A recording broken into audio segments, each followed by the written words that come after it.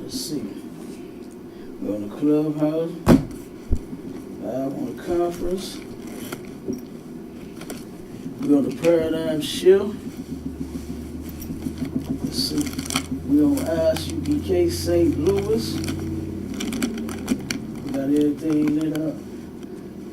And we get trained for that link in the phone live. I'm trying to see how to do that. Copy the link, and then go to the chat and then paste it. You gotta go to your text message. I'll send you a text, right? Right. Yeah. Should be copy. Hold it down. Should copy the whole link. Yeah, there you go. Now click copy.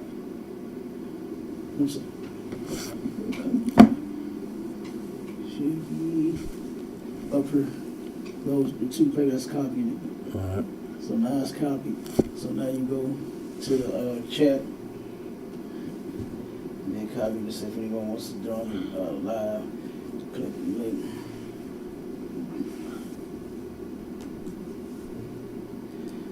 Jeremiah Jr. He said, "Peace to the channel. Shalom out." What?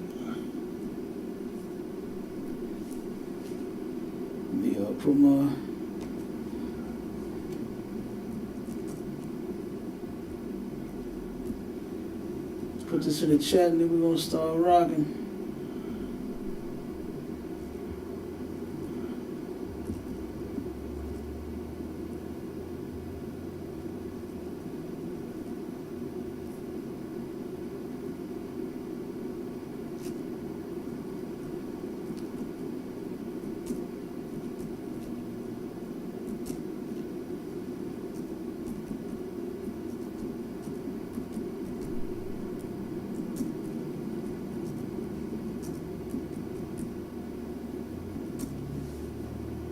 Put the link in there, and then y'all can come on up.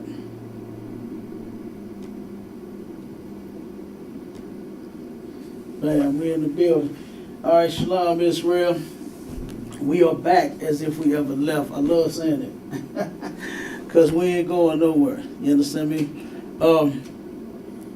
This is Sharper the Sword radio show, and I am your host, Captain Nagal Gabar of the ISPK for the Commander Jimmy Yohana. And I got my main man, Officer Bob Lazar, in the building with me on the ones and the twos, holding it down. All right. Now, let me see. Before we get started, if we got any questions, right, and say you don't want to be live, you can text them to 314-696-8288. You can do that. We got the conference line up, and that number is 712-832-8330, and the access number is 910-1409.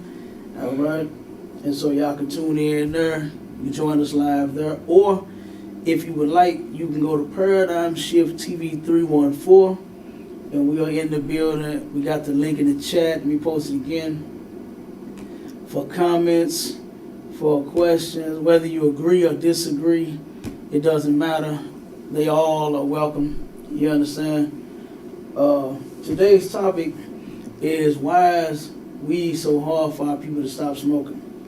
All right, and we're gonna get right into that.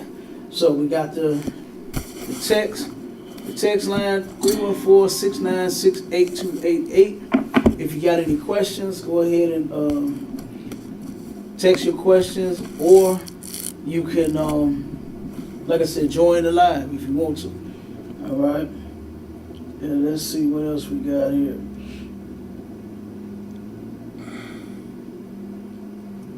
One second. See if we got any questions.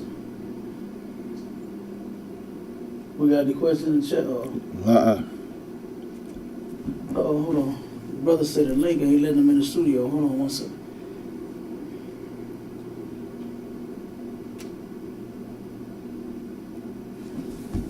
One second, everybody. Gotta resend the link out to one of the brothers. Hold on.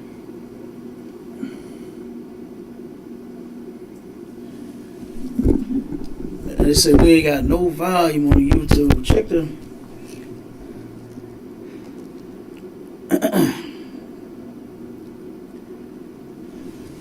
Let's see. What about now? We got the mic. We got the mic, guys. What about now? Put a one. Give me a one if you can hear us clearly. What about now? You hear? Okay, come. Maybe some. Let's see. They say you can't hear us on the YouTube. Check the YouTube. I heard fine. Oh, that's what you want? YouTube? Okay. Okay, they said the brother said it's working. Check your volume on your phone or on your device or your TV or whatever. Make sure you ain't on mute. Check your volume on your. Yeah, I can hear it. That's YouTube, right? That's ISPK? Or which one is that? Sharp and Sword? Sharp and Sword. Go to ISPK. Make sure you can hear us on that one too. Check all of them and make sure you can hear us on everything. Hold on one second. Make sure we're not having technical difficulties here. Give me 1 second.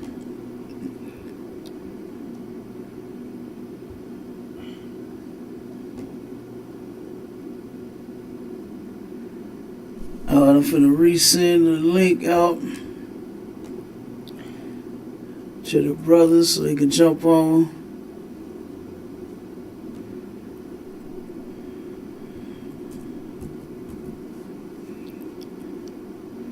Oh, wait a minute.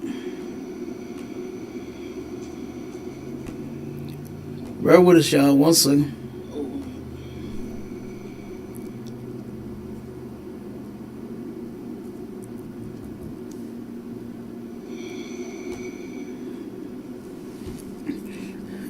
Okay. Let's see. We got a response. The YouTube is to they say they can hear it now. Maybe it was on their end. All right. So let me send a new link out to the brothers, and then we're gonna get it in. Let's see.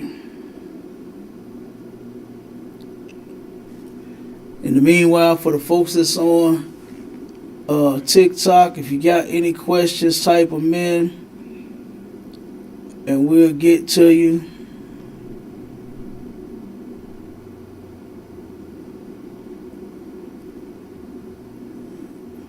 Yep.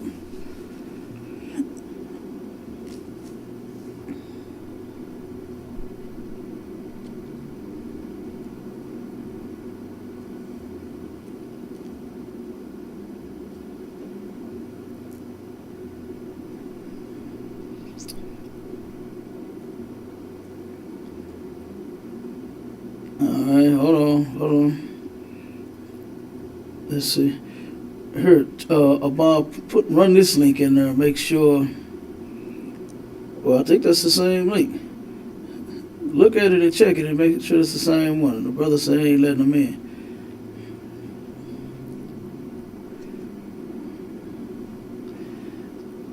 I just resent it to you. That's the same link. And that's the same link, ain't it? Kinda. Okay. Click it to see if it'll let you in.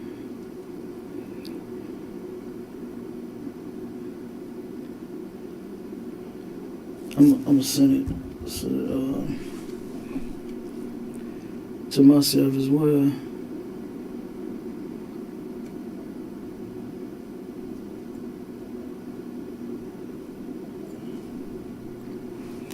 See if it'll let me in.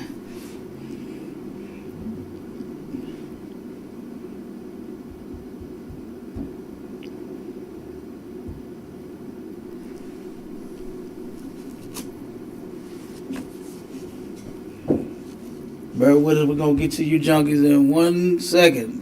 Cause I know y'all can't wait till all gets down about that weed. So bear with us. Bear with us. Yeah, that's the same link.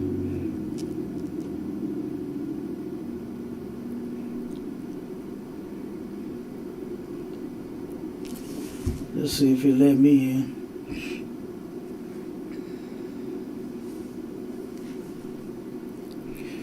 Yeah, we're gonna get rocking though. Stuck on this loading, saying loading. Saying love.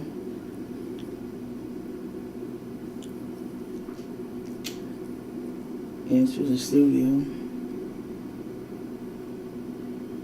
Yeah, it's saying it work. Alright, we'll see what the issue is in a second.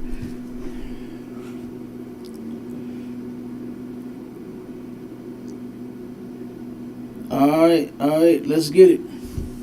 We got a couple of articles to go off of, so. Alright, and we on the Clubhouse too. I need to see how to do it on Clubhouse and Fanbase. We gotta go live from both of them. But we are on the Clubhouse, home of the truth, STL. You understand if you want to join us there. Okay, there the brother is. Let's see, let's get him up on the stage.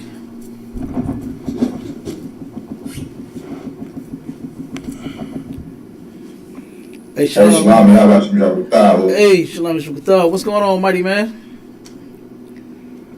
Hey, for this new radio show you finna put down. Oh, brother. You know what I'm talking about? Man, you know, I hope the junkies tune in, you know what I'm saying, and come on the show and let's talk about it. You know what I mean? Because I want to hear, you know what I'm saying, some of these folks' stories as to why that weed is so hard for them to stop smoking. You know, I got a couple of them, you know what I'm saying, from a few people, but I want somebody to actually call in and let us know why that weed is so hard for them to stop smoking. You know what I mean? I want to see if they're going to call in. You know? Because that thing right there, hey, that weed, that's, you know, as I turned around and assessed it and looked at it and seen it, you know, like all the smokers and stoners in my family, you know what I mean? Like, that has been, in my opinion, harder to stop smoking than crack. You know what I'm saying? I done seen folks, man, get down and low on crack and say, man, look, I'm tired of smoking this shit. I'm tired of this. You know what I mean? I done seen women out on the stroll out selling their body. I done seen, you know what I'm saying? I done seen men, brother, right here in St. Louis. We right here in the hood, right our school. Right outside of our school and down the street a little further where the stroll is, men is selling their ass out there. You understand? The stroll got men on it. I mean, you know, I hate for my sisters to be out there, but especially my brothers, man. God damn. Like, a man, and the brother is, I'm talking about straight punk. Straight punk. And you know what happened? He started smoking at a young age. Started smoking that weed. You understand? Of course he got molested. You know what I mean? Of course that happened to him. You know? And then, like I said, among some other traumas. You understand? So, but the point is, you know, our people, we got to turn around and beat. That is an addiction. It's a drug that we got to get off of right along with the rest of them. You know, weed is not such this peaceful and harmless and loving drug like what people like to claim. Everybody refers to Woodstock when they like to smoke dope, right? With all them white folks holding hands, running in the grass. You understand? Smoking the dope, passing it, and holding hands, running in circles. They were so high, so happy. No. You understand? Right. No. Our people that smoke that dope, man, got some horrible attitudes, bro. Them drugs, that weed make you a horrible individual, man. You know what I mean? And I just can't understand why our people don't understand this. You know, that weed is not harmless. We got a couple of articles. We had a dude on Clubhouse. I think he was in that room. When that cat Jody, like this was crazy. This was mind-boggling. The brother was talking about how the ISUPK don't do no real research, right? And then this nut job pulls a article from 2012 from Euphoria.com, a junkie website. You understand? Now here we are pulling information from WebMD. You understand? The National Institute for what is it? Health and Drugs Association. I think I got it right. Them the sites that we pulling our information off of. And this dude pulls a junkie website where it said, boy, you should have heard it. Weed smoke does not hurt your system. I was like, come on, man. Cause what I did was I had just broke down. It's real simple. You know, when you look at your body, right? The way that your body is made, it has something that it calls lungs, right? And those lungs help do what? Help keep toxins out of your body. Right. Smoking, smoking and smoke, period. You understand? Has what they call it, carcinogens in it. If you burn the steak on the stove, Lord, don't burn the steak on the stove, baby. You understand? Don't burn the steak. You understand? If you burn the chicken wings in the grease, don't burn the chicken wings in the grease. But it's gonna create a smoke. You understand? Even though it's meat, you can consume it. Once it starts burning, now it turns around and changes the properties of it. You understand? And then now the meat is letting off this smoke that it should not be letting off. It should be cooked at a certain temperature, you know, to get the grease certain temperature, and then you cook it for so long, and then you take it out the grease. You understand? You flip the steak on one side, let it cook for so long, and then you put it on the other side, and then you take it out the skillet. You understand? What they call it, pan sear. You understand? When you pan sear that thing, you understand? Yeah. You know, so like I said, but the same with the chronic. You know what I mean? You turn around and you change its properties when you light fire to it. Like I just don't understand why our people don't understand this, and this is why folks start losing their mind and all types of stuff going on. We had one question from the brother on the post that we made. Go to the post that we made. I think it was a couple of days ago, Facebook post.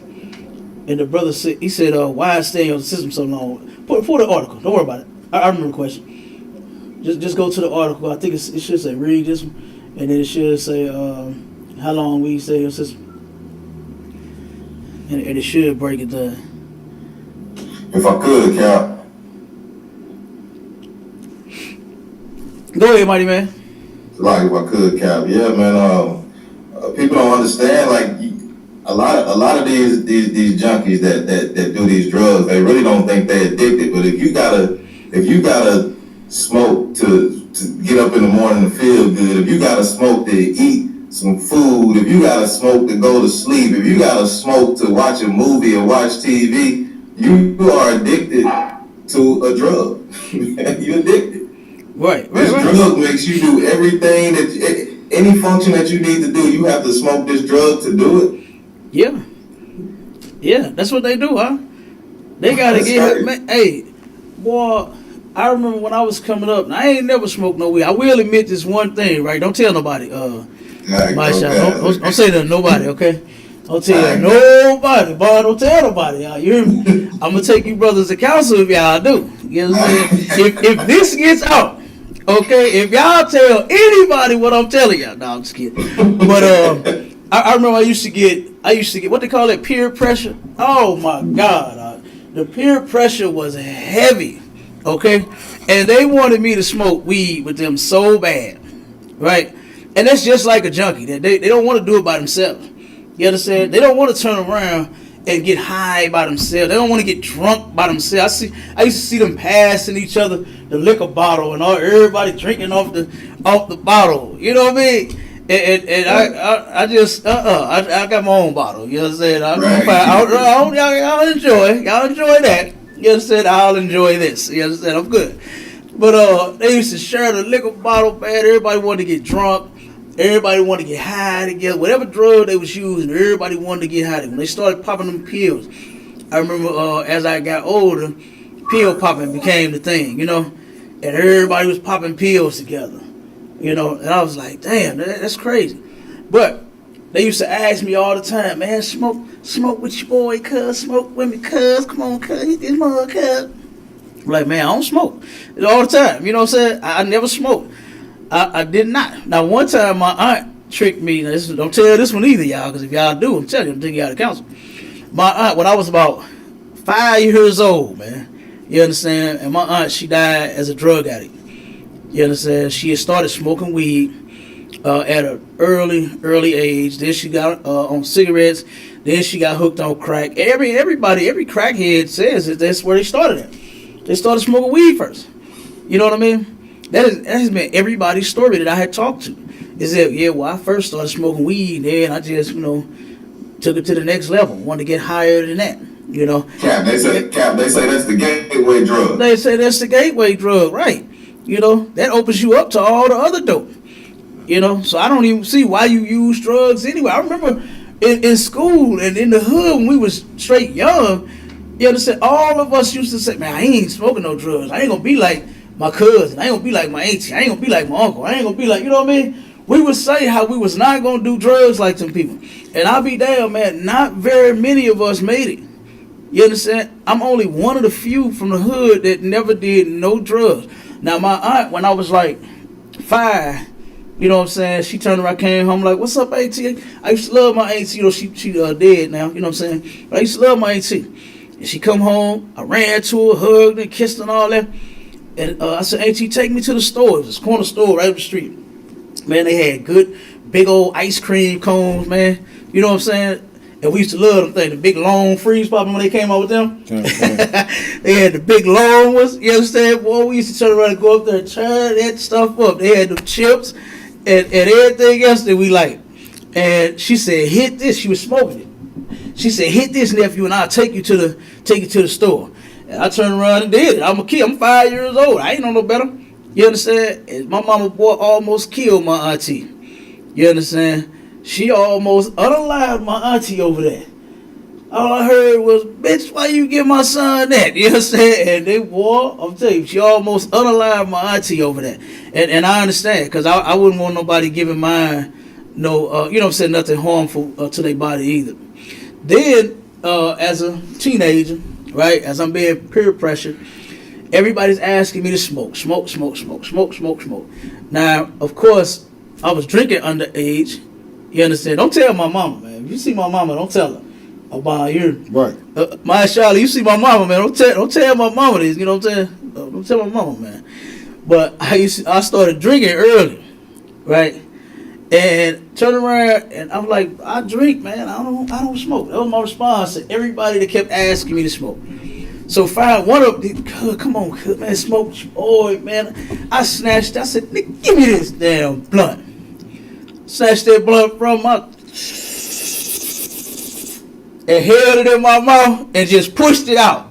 And I started coughing as I didn't inhale none of it. I'm like Bill Clinton. I didn't know how to inhale. I did some other stuff in the White House, but I didn't know how to inhale. You understand? I was in the Oval Office doing some other things, but right. I didn't know how to inhale. So I just pushed it out, started like I was coughing. And he really thought that I was high. He like, oh man, cuz high. And you know what they did? They left me alone from that point. Right. He went around telling everybody, oh man, he smoked with me. Because hey, he smoked with me, he smoked with your boy, he got high with your boy, he was all in it. Yeah, and I really did not. I just let him tell his story. And look, I hate to tell him that I wasted his weed. You know what I'm saying? But I did. Right. You know? And after that, nobody ever asked me to smoke again. They left me alone. It's just as long as you smoked.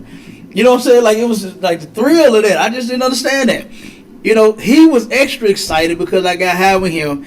And then turned around, everybody else was like, what? Oh, straight up? Oh, damn right. High-fiving me and dapping me up and all this. But I did not. I did not inhale. Go ahead, I could. And then don't he always bring it up every time you come around? But always. Every time, man. Every time. I'm telling you. Every single time, Mark. And I'm just sitting there looking at him like, man, if you what's that? Puff puff pass? I did that right. You know what I'm saying? I so that wouldn't have started the fight. But if you don't know that I turned around and did not smoke and inhale none of your weed, you probably get angry. You know what I'm saying? That probably start a fight too, huh? Wasting the weed. Don't they start fighting? Yeah. Wasting that bud or start a fight. You understand? So, like I said, man, I never smoked. I never, desired to. It always looked disgusting to me. You know what I'm saying? It always looked nasty to me completely. You understand? I'm looking at my family. Because that's where I saw it at first. You know what I'm saying? And everybody that, we grew up with on the block, their parents were smoking. I don't think it was a parent that wasn't smoking back then. You know it? Nah. Man, I'll tell you, all of our parents was. And it just looked disgusting. The way that the men and the women in the family used to act when they was high. It just was a turnoff to me. You know what I mean? Go ahead, mighty man. So like if I could, with you mentioning that it was so disgusting and so nasty, the whole process of breaking down a blunt and licking it and spitting on it and in their mouth and man, like, and then you turn around and you pass it to another man after you done seen come on, good night.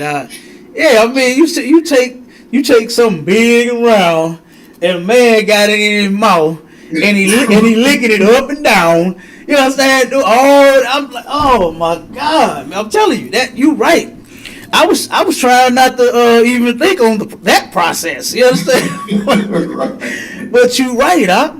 You know what I'm saying? I mean, they what was them the ones that came out about them big cigars, the big green. What was the name of them?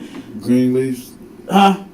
No, it was just a big long. It was like long and big. It was a big old cigar. I forgot. You know what I'm talking about? Yeah. I remember when they came out. Everybody used to pitch in, buying bags to fill this whole big old, like the cigar was about that long and probably about as big as a damn pickle. You understand?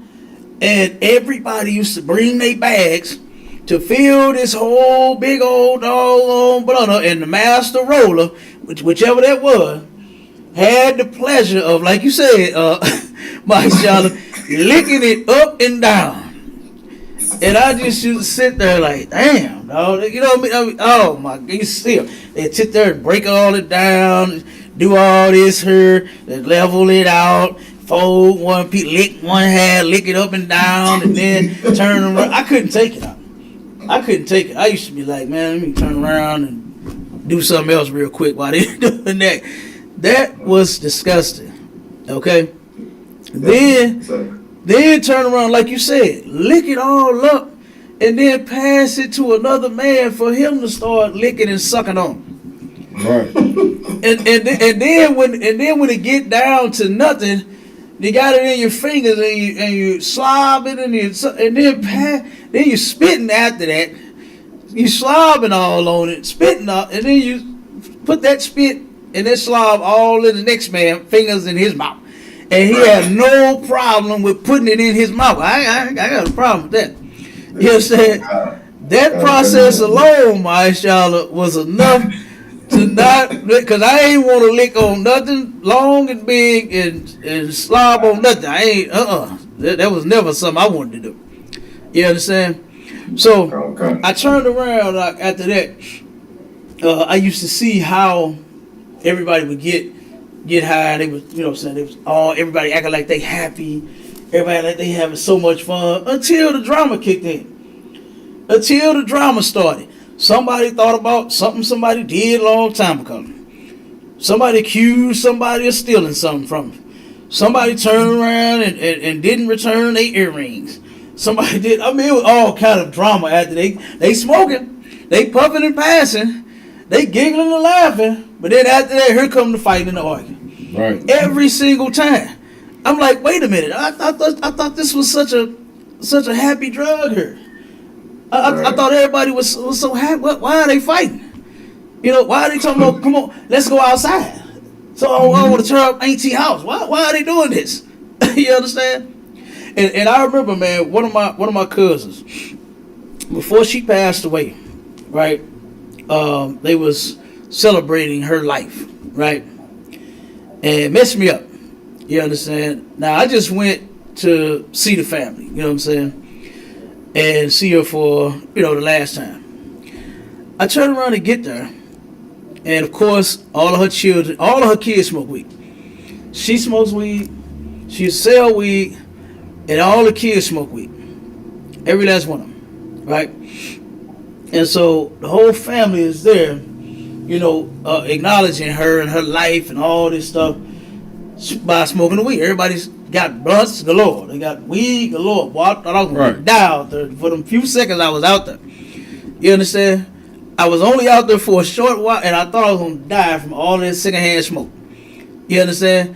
But I turned around, and I was able to tolerate it for a few more minutes, and then I had to get out of there. Right? But as they all saying they little things to her and all of that, everybody is raising the blunts to her. You understand? They're raising. I forgot how old she was. She was 80 something. I forgot how old she was, but she was in her 80s, and she was extremely sick, man, for a long time. She had a lot of different ailments, and they turned around. They said, "Yeah, this to our mama." You know what I'm saying? And she still smoked that weed. And they passed her the bags. They passed her the blunt. So she got all the bags in her hand. And she got the blunt. And she hitting it, this, that. I'm like, God damn. Like, you know what I mean? Like, the woman is dying because of this. And you all are celebrating. She wasn't like healthy at all. She been sick for an extremely long time. And here everybody is celebrating my cousin and her sicknesses and her destroying her body. You understand? Even though she lived to be 80 something, she could have lived longer than that had she not been smoking that dope. Right. You understand? But this, it's just something about, our people, man. We are the only folks that glorify our wickedness. White folks do drugs too, right? Africans smoke weed too, right? All the other nations of people do drugs. But they're not glorifying and making songs about it, and you know what I mean? And doing it that way. You don't even know if they smoke, to be honest. You don't know what they do because they don't talk about it. They ain't got no songs about it. The other nations of people, that's where the drugs come from. But you don't hear them making songs about how they move and weight and they Noriega and this person and that person, and you know what I mean? They don't do that. I grew up with a couple of Africans. Boy, they were some of the stinkiest people in the world on the block.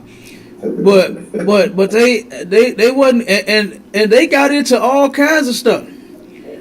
But I never saw them or heard them, like our people were out front with it, said glorifying it, letting everybody know they smoke and all this. They did drugs too, but they wasn't telling everybody, So we're gonna get that article about. Grab that. You got that first article? Kind. Well, for the brother, he wants to know why it stayed in the system so long. Go straight to the part about to where it breaks down the different tests and how long it stays in your system. It should, I think it's maybe the second or third paragraph.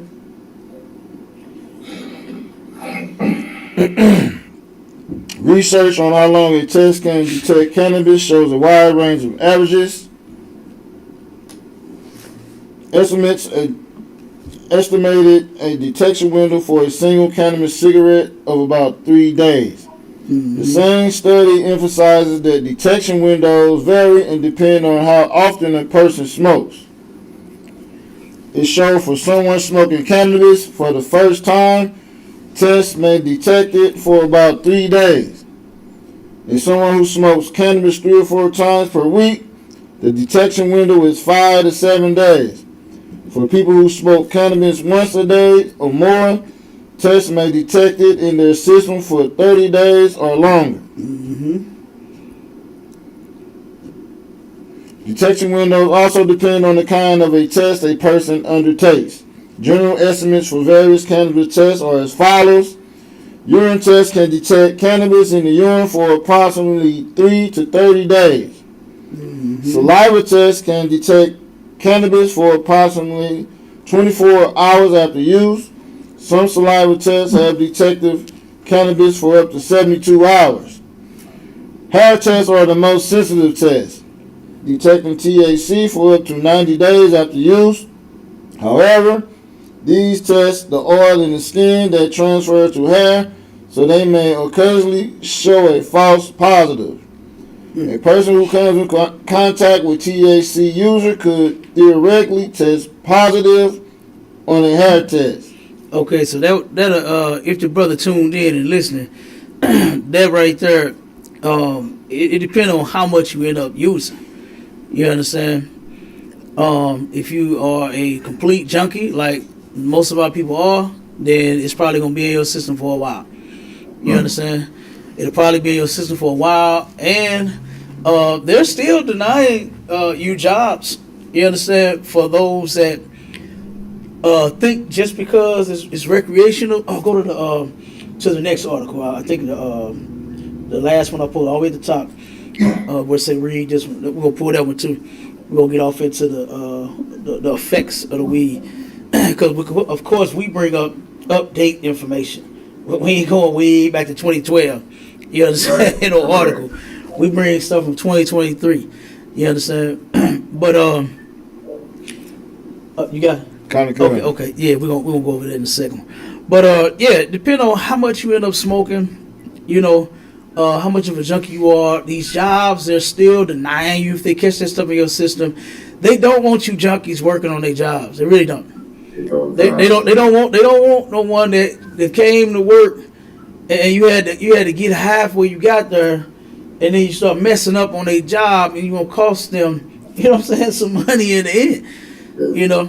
Now if they find out, now one thing that they've done here in Missouri, I don't know if it's all over, but I know in Missouri, if they find out you are a junkie, they can't just fire you immediately like that. You understand? It's down there like that too, Marshall. Yeah. Because I know you run. I know you run your company down there. Where you at? Hey, so like it's go ahead. That you say that, right? Because at my slavery, right? So they do random drug screenings, right? Mm-hmm.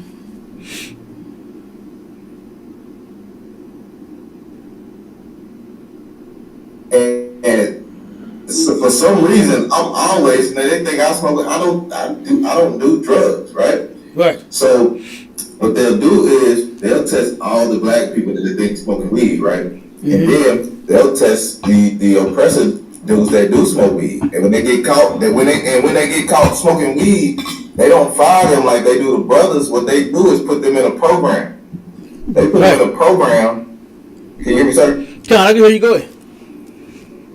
Okay, yeah, they put them in a program that the job puts them in. They put them in a program. They don't just fire them. They say, hey, well, he has a problem. Let's put him through a program. Mm-hmm. But all the other brothers and stuff, hey, we got to let you go. You've been late too many days. You've been this too many days.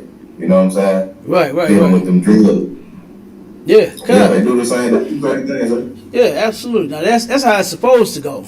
But like the brother said, if you are a Black, Hispanic, and Native Indian, this how it's gonna go for you. You know what I mean? Our oppressor now, yeah, he gets the privilege of going to a drug rehab.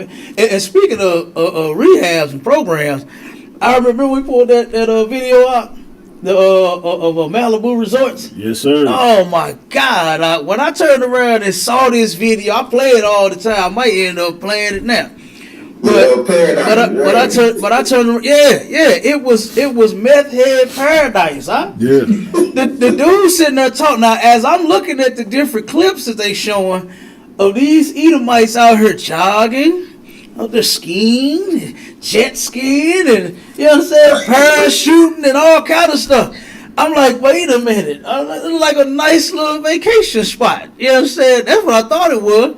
But then turned around and the owner started talking about, yeah, when I got off drugs, you know, whoa, I'm like, what? Drugs? And then I tuned in. And I started listening. I'm like, this is a goddamn drug rehab?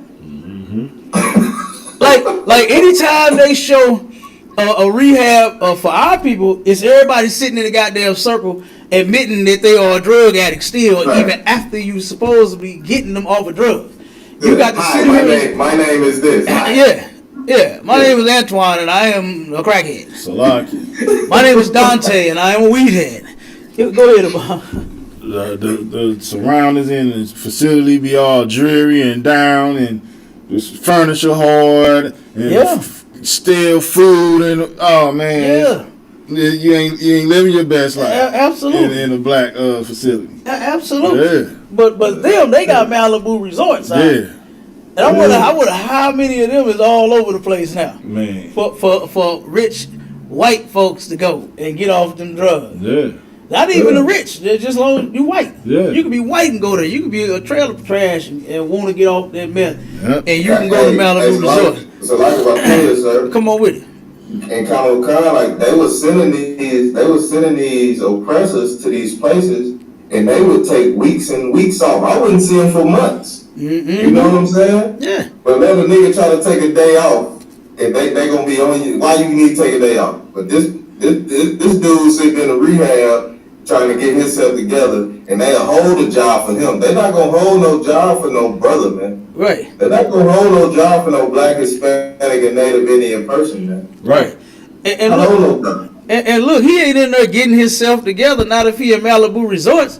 Right. He out there bungee jumping. If he out there, you know what I'm saying? If he at Malibu Resorts, he is bungee jumping. You understand? So, like I said, that is ridiculous. When we had this sister, I forgot her name, man, but she turned around and came into the program, came into the school, and of course, you know, Commander Junior Hunter has drug programs set up for our people and all of this. And the sister claimed she wanted to get off that dope. Real quick, this is how I met her. The sister was begging, you understand, for food and money. I was actually taking care of some business, and I had to be around the corner. I was at the light, and I had to be right around the corner, you understand, to take care of this business, meet with these folks, and then I could, you know, came back. So the sister, she was like, man, please, you got anything to, you know, some money, I can get something to eat, and this and that, blah, blah. I said, sis, I know you hear this all the time, but I will be right back. You understand? I said, give me a few seconds, let me take care of this business, and I'll be right back. I ain't had no cash on me, and then I said, I'll definitely get you something to eat, right? So I turned around, took care of my business, come back about 15 minutes later, sister was gone, right? I said, damn, you know, and I had told her, matter of fact, our camp spot, right on Delmore and Skinker, that's where she stopped me at. And I turned around and had to go over on, what was the hell block on there? I can't remember where it was, but I had just right around the corner, wasn't too far, by the college. Turned around and went and took care of that, came back. I told her since it was a grocery store, but I said, meet me at that store. You know what I'm saying? So I come back, she wasn't in the store, she wasn't nowhere around. So I said, damn, man. I said, you know, because I promised the sister I was going to give her some food. So I turned around and I wanted to find her. So I rolled around until I did. It's a bank a couple of blocks up from the grocery store. There's a little wall, you know, around the parking lot. The sister was leaned up against the wall, crying her eyes out. I thought her eyes, she was crying so hard, I thought her eyes was going to pop out her face. That sister was crying. I said, damn, sis, you all right? She said, no, I ain't ate in how many days. She said, I'm hungry, I'm this, I'm that. Man, the sister ain't had no food, she ain't had no water, she ain't had no bath, all kind of stuff out. So we went down to the store, got her something to eat. You understand? Then we went to a restaurant. I bought her some hot food. You know what I'm saying? We got her some water, some stuff to immediately help her. You know what I'm saying? Put some fluids in her system. Turned around, did that. Then took the sister to a restaurant, got her a whole bunch of good old chicken wings, man, and some fries and some Mosai, whatever that sister wanted. And so then, as we was talking, you know, she let me know. She was like, "Man, I'm out here. I'm homeless." You understand? She's talked about how she was on every drug. She smoked weed. She popped pills. She was on them buttons. She was on that crack. She was on all of it. You understand? The sister was on all of it. She said, "Man, I'm tired of this. I can't keep doing this." You understand? So, of course, the general, you understand, helped that sister, right? You know what to do. So we started helping her. We got into school, got her some clothes. You understand? You know, we got clothes galore in this mode. We got food galore in here. You understand? We ended up, and check this out. Check this out. This is the part that got me. Is we had the sister had to qualify in order to get into rehab. Right. And if we hadn't stepped in to help her, she wouldn't have got in. Right. She wouldn't have got in. So she's under Commanding General Johanna's drug rehab program. And then we get her into another facility, you know what I'm saying, to get her off the streets, help her dry out some more, all of that, right? And so the sister, we went through the whole process with her, man. We was helping her get her kids back. The judge, when I went to court, you know what I'm saying, I never seen a white judge so happy to see a Negro before. You understand? Because they had said it. They said, we was losing all hope for you, that you was going to never get these kids back. That's what they told her. They said, but now that you're under these guys in this program, she said, man, things are looking up. That's what she said to her. I'm like, all right, cool. Right. Yeah, you know what I'm saying? Absolutely. So I'm like, damn right. So I talked to her husband and everything, man. You know, and I was letting him know for sure, brother, we trying to help her get on the right track. I met with him and everything, man. And, you know, turned around, and when we went to Passover, it broke my heart. You understand? The sister did not have the strength to hold on. She was having one of them cravings, and we was at that Passover. You know what I'm saying? And she was calling. You understand? And she was, you know, I heard the voicemail once it was over. You know, we got tens of thousands of brothers and sisters in the Passover. I can't hear nothing. You understand? I ain't heard no phone ringing or vibrating. You understand? It was all the shaking. The building was shaking from all them brothers and Kumyashal and you understand? We want no cowards in our camp and all of that. You understand? We couldn't hear a damn thing. Right. And so once I was able to get to the phone, it was too late. The sister had skipped on the damn rehab. She had one of the moments. And she was calling me. She was like, man, I get this feeling. I want to smoke so bad. This and that. I can't fight it. You understand? And I was like, damn. You know, so the sister could not hold on. And she done went back out there into the streets. You know, and I don't think I've seen her since. You understand? Let's see who Elf World Boy is. Let's see who this is. I'll bring him up on stage. But, yeah, man, you know, I hated that because that sister was really, she was trying, man. You know, but these drugs that our people. Okay, let me drop you. I don't know if you trolling or what. Yeah, that's it. Yeah, count, sir. Yeah, because if you trolling, we're gonna get rid of you. Who Elf World Boy? Who is this? You got something you want to add?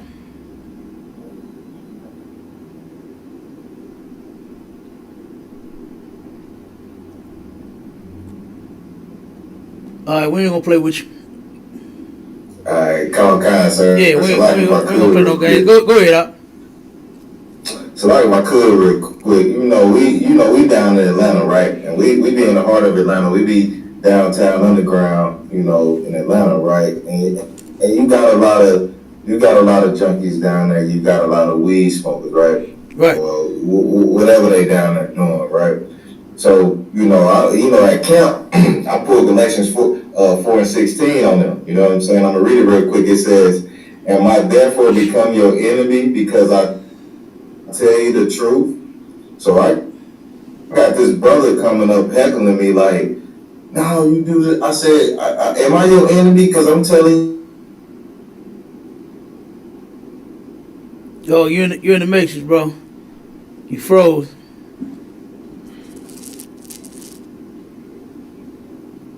You gotta fight back, brother. There you go. I can hear you now. Come on with it. Come on with it. You know how the internet be. Come on with it.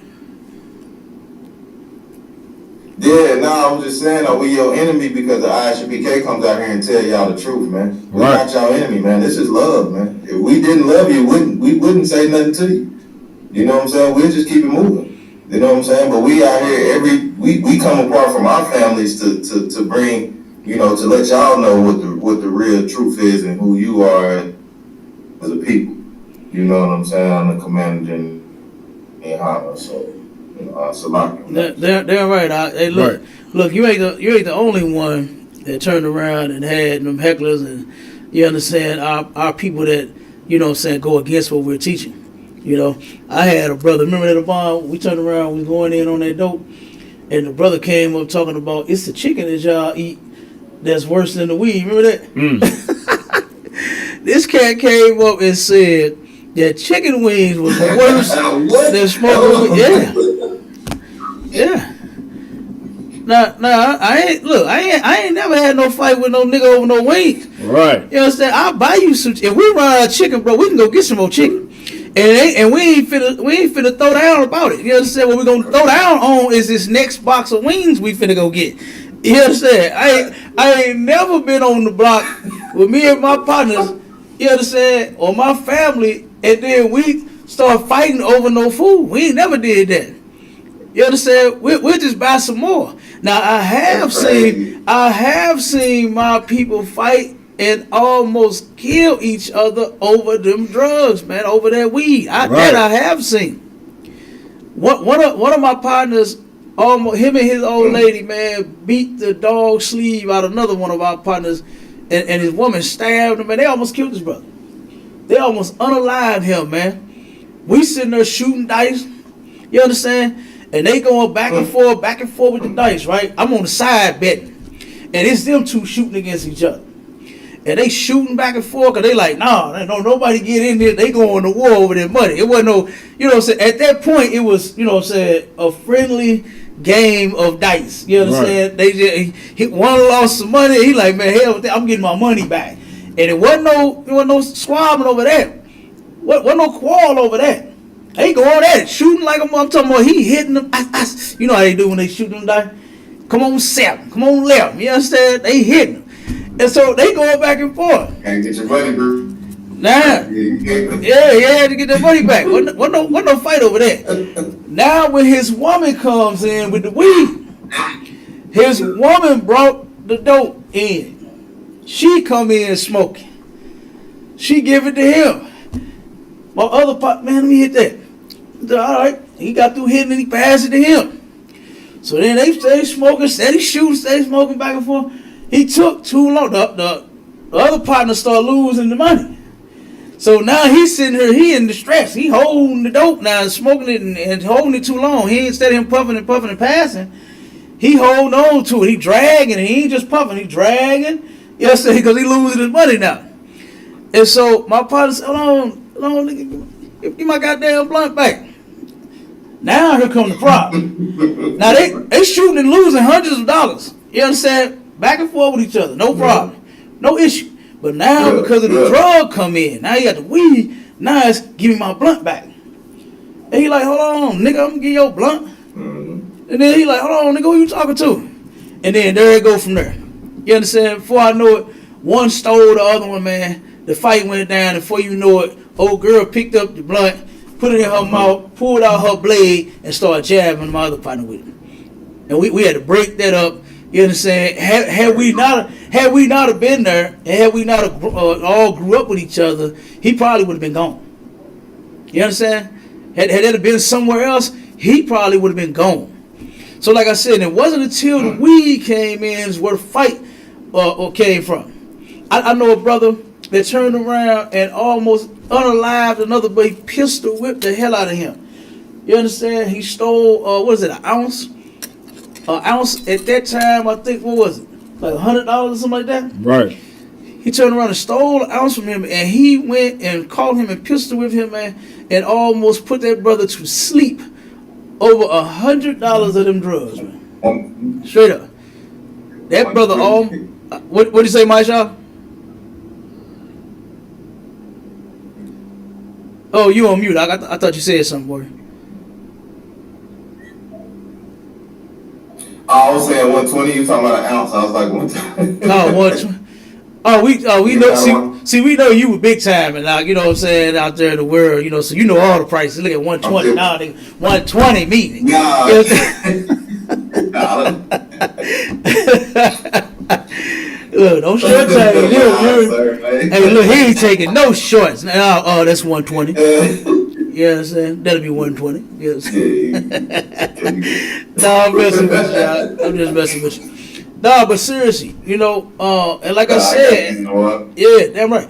I got so many stories of that happening. You know what I mean? Right. To where they used to fight all the time, and I'm trying to see where is the happy and love drug at? Where is it at? You understand? Where Woodstock, where all the white folks were sitting down with the black folks, sitting in circles and, you know what I'm saying, ring around the rosy, ring around the weed leaf, and they all fell down. Where is it at? Where is it at? Where does it exist at? Every person that I know that does weed has bad attitudes. It makes you a horrible individual. Right. You ain't so cool and laid back with the munchies like what the hell you think. You're not that cool of a drug addict. You're just not. You know, you are an addict. And we're gonna get on the symptoms. Get that get that next article out. Counter, sir. How pot affects your mind and body. Okay, these are the effects. Now, where is this article from? Where we get this article from? Because they think we just, you know, writing stuff and making it up on our own. You understand? This is from WebMD. WebMD. You understand? And we got so many other articles. CDC websites. We got, man, come on. Good night. You understand? That's all saying the same thing. You know, now that the weed has become legal, they can do more research on it now. If you think about it, when you look before, you understand, they turned around and started legalizing marijuana, boy, you see articles sparingly here and there. You see articles about the weed here and there. But now that they legalize it, they're able to go full-fledged with it now. And they can research and do whatever they want with it now. So now that it's legal, now that they can actually put their hands on it and put some facts to it, now they're coming out with all the doggone facts.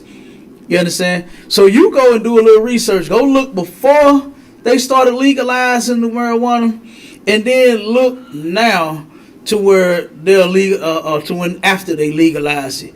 And you're going to see a whole bunch of articles just now, recently, on, you understand, that weed than you will from years prior. You understand?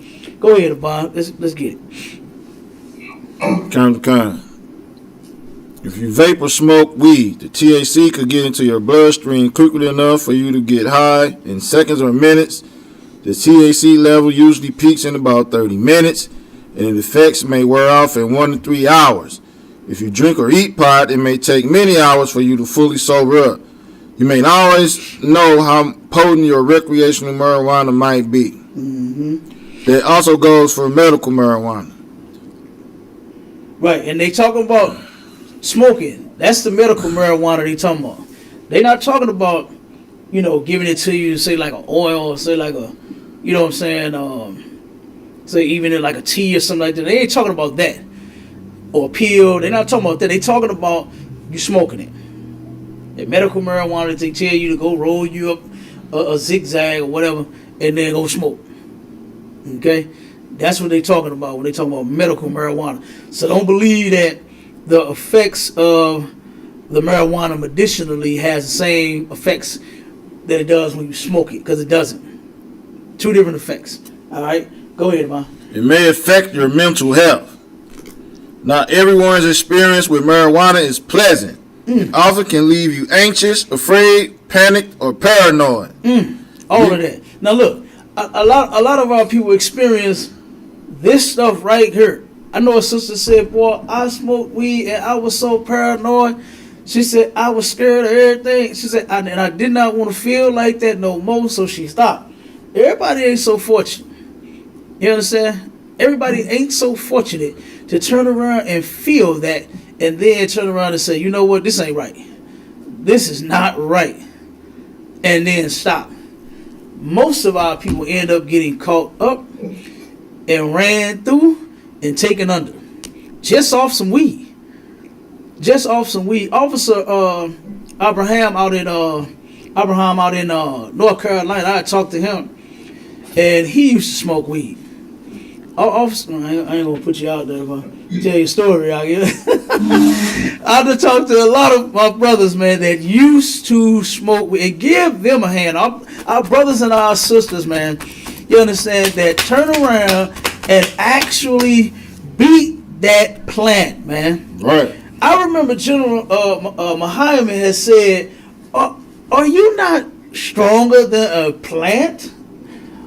Are you not stronger than weed? Are you a punk to a blunt? You understand? I remember saying that. And I was like, what? And like I said, I never smoked. You understand? And I never desired to. That was just me. You understand? But everybody else, man, they fell for it. And they started smoking. You know, and they lived some horrible lives, boy. I've seen some brothers and sisters go under, man. You understand? One sister I went to school with, she turned around and was like best dressed, the funniest, and some of everything. She was voted damn near everything in the school. And boy, she got a hold of that weed. And I seen her years later, she started smoking some other drugs. Man, she through now. You understand? She through now. Look bad, teeth black. You understand? Oh my God, she looked terrible. Lips black. Oh yeah. And that's something else. You know, that them drugs, that weed is hard to get out your face too. You know what I mean? You start look all that smoke. You understand? All that tar is in your body. All them carcinogens is in your body. To break it down, you know what I'm saying, real simple, because you know I'm Cap MD, you understand? Right. I'm Cap, the medical doctor, you understand me? No, seriously, I just done research this stuff, you know what I mean? I done researched it, and when you smoke, you know what I'm saying, those free radicals that enter your body, they attack your organs. You understand? And to be just as simple as possible, you just say you have 5 organs in your body, and those 5 organs need 5 minerals, essential minerals, you understand, to turn around and function properly. So the food that we eat is supposed to give the organs the minerals, the vitamins and the minerals that it needs, right, in order for it to function properly. When you turn around and smoke, it releases free radicals in your body, and what they do is they attack your organs. They attack your organs. You think you all right because you smoking. You know, because it hasn't affected you right away. You understand? And because, now remember them tests that they could not conduct on people, you understand, as much now that it's legal. Now they can test you. And they've been testing folks left and right. And before, there wasn't a whole lot of studies and tests being done to see if that marijuana smoke of yours actually affects your organs and your body, right? Like when they did cigarettes. You know what I'm saying? Cigarettes have been legal for a long time. And they was able to research that tobacco and find out exactly what it does. Well, they put the warning on the side of the pack. May cause cancer. And guess what? Your weed causes cancer too. Your weed causes cancer too. The alcohol, you got a warning on the side of the alcohol. Too much alcohol, guess what? It'll do your body bad too. You cannot be an alcoholic. It's okay to consume alcohol, but you can't be an alcoholic because eventually you'll get what? Sclerosis of the liver. They was able to research it and check it and find out. So now that they are able to go and research that weed, we got articles like this. We got plenty of updates to where that weed is not doing your body good like milk does. You understand? Go ahead, Marshawn.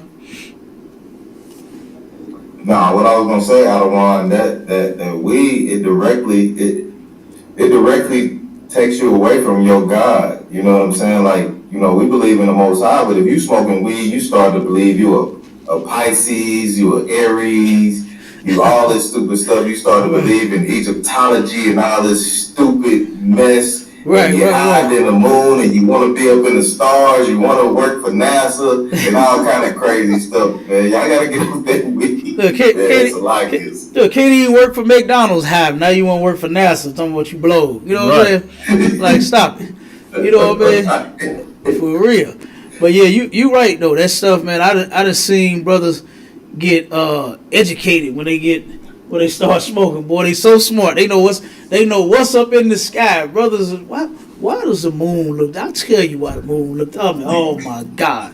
But hey, look, I got something to do, man. I'm finna get out of here because I'm not finna talk to you niggas about the moon. You understand? That I'm not finna do. Because ain't there one of y'all been up there. You probably been higher than the moon. Right. I can believe that. As much as you guys smoke. You understand? But I don't think you know nothing about the actual moon that's up there. I'm telling you. You know. But I'm telling you, man, these effects. This one got 6 effects, right? Ain't there 6 effects of the marijuana? Yeah, I think it's like 6 of them. Yeah, there's more. There's actually more. Yeah. But Kyle, go ahead. Finish. The first one was what? What was the first one that you read? Oh, you still reading the first one, right? It will affect your mental health. It affect your mental health. All right, come on with it. Finish reading some of that. Using marijuana may raise your chances for clinical depression or worsen the symptoms of any mental disorders you already have. Good night. Hold over, Bob. Read that again and read that slow so they can hear this. Because for some odd reason, our people think that smoking that weed helps their mental state when it don't. Read what the article just said. Read it again. Counter, sir. Using marijuana may raise your chances for clinical depression or worsen the symptoms of any mental disorders you already have. Ooh, good night. Now let that sink in. Next time you turn around and take you a blunt, you already got mental issues, especially our sisters. Our sisters got a lot of them, man. They got a lot of problems, and they don't need no doggone weed to help try to solve them, because it ain't going to help solve your problem. It's going to make it worse. It's going to either create one, such as depression, and our people smoke because they depressed. They ain't smoking because they happy. Our people ain't living their best life and smoking weed. I'm already getting it, y'all. No, they not. They started smoking because they're depressed. Our people know how to front. That's all. And what did MC Breeze say? It ain't no future in your fronting. You got to turn around. In order to fight that demon, you got to face that demon. You can't keep lying to yourself talking about how happy you are doing drugs. How fine you are when it comes to you smoking weed. Because you're not. And you know you're not. The reason that you started was not because you were so happy and living your best life. I know some folks that started smoking weed as early as 9 years old, 10 years old, 11 years old. And do you know why they started? Not because, you know what, I'm such a happy 9-year-old. You understand? Yay! I want a blunt. Right. That's not why they started smoking. They started smoking because guess what? Them kids, they was traumatized, man. Right. They was traumatized. Ain't no damn 9-year-old going around trying to do no drugs for no apparent reason. What's wrong with you? Children are smoking this dope now. More of them are smoking dope now. And more of them are getting sick. More of them are failing in school. More of them are dropping out of school. All you gotta do is just Google it. If you think I'm lying, Google and read the articles for yourself. One article, I don't know if it's this one that you about to read, or the other one that we got, but it talks about how 12 on up, they doing dope and they doing bad. They're not doing well. You understand? So like I said, these kids and these adults, a lot of these adults that start smoking weed, man, they not living their best life either. Come on with it, Bob. Keep going. Kind. It says... It's a more in that section that you want to read, or you can jump to the next one if you want. To the next one. Huh? That's pretty much it. Kind. Okay, come on with the next one. It says, Nice and loud, word. kind. Your thinking may get distorted. Look, your thinking is going to get distorted, man. It is. You don't know how to think when you're on drugs. You don't know how to think when you high. Like what you don't even know how to think when you sober. You need somebody to think for you. One of and we going in on Sexy Red and Suki with the good coochie and Nicki Minaj and we going in on this rap 304 culture next week. We gonna be talking about that next week. You understand? But one of Sexy Red's old songs from some years ago. She said, I've been saying it for the longest, and I had never heard of Sexy Red or this song. But I said women smoke more drugs than men. And she got a song out, and some of the lyrics is women love drugs. That's what she said in this song. Y'all can look it up. She said women love drugs and kept repeating it. That's why she smoked. You understand? That's what, well, it ain't just because she just love it. You understand? I'm sure she's traumatized as well. I didn't seen her mother. I haven't met her mother. My mother-in-law, that's her friend. You understand? And she was at a party with her, you know what I'm saying, and took a picture with this lady, and I could see where Sexy Red get it from. You understand? I can see where Sexy Red gets it from. It's terrible. Come on with it, Devon.